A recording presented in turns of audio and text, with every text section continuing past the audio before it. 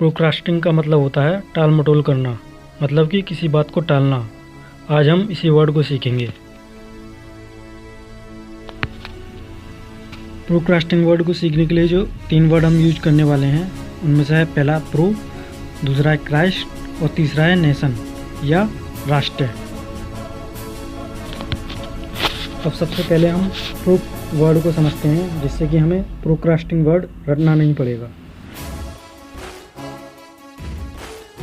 आजकल बहुत बार आपने सुना होगा किसी मोबाइल या किसी अदर चीज़ के लिए जिसकी क्वालिटी एकदम ज़बरदस्त हो, मॉडर्न हो, लेटेस्ट हो, उसके लिए प्रो वर्ड का इस्तेमाल किया जाता है।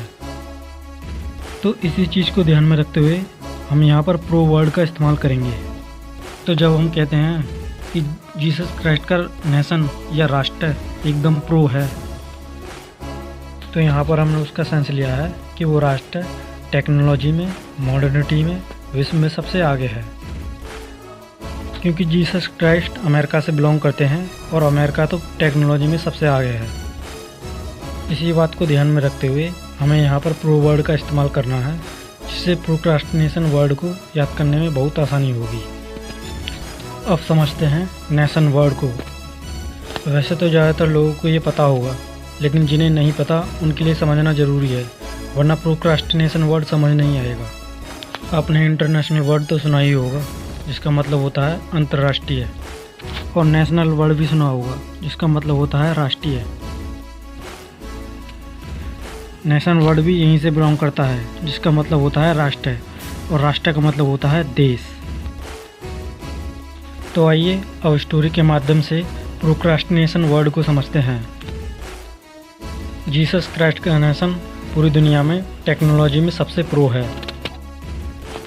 और जैसा कि सब जानते हैं, टेक्नोलॉजी जैसे जैसे एडवांस होती है तो ग्लोबल वार्मिंग, प्रदूषण जैसी अन्य समस्या प्रकृति को बहुत नुकसान पहुंचाती हैं। इसी बात को नज़र रखते हुए जब अन्य देशों ने अमेरिका से इस पर बातचीत करने की कोशिश की, तो अमेरिका ने इस बात को टाल मटोल कर दिया। अब हम स्टोरी में से क्राइस्ट, नेशन और प्रो वर्ड को निकाल लेंगे। अब हम तीनों वर्ड्स को अपने मेन वर्ड प्रोक्रास्टिनेशन से कंपेयर करेंगे। जैसा कि आप देख सकते हैं कि तीनों वर्ड मेन वर्ड प्रोक्रास्टिनेशन से रिलेट कर रहे हैं, जिसका मतलब होता है टाल मटोल। अब हम वर्ड्स को सेंटेंस में यूज करेंगे।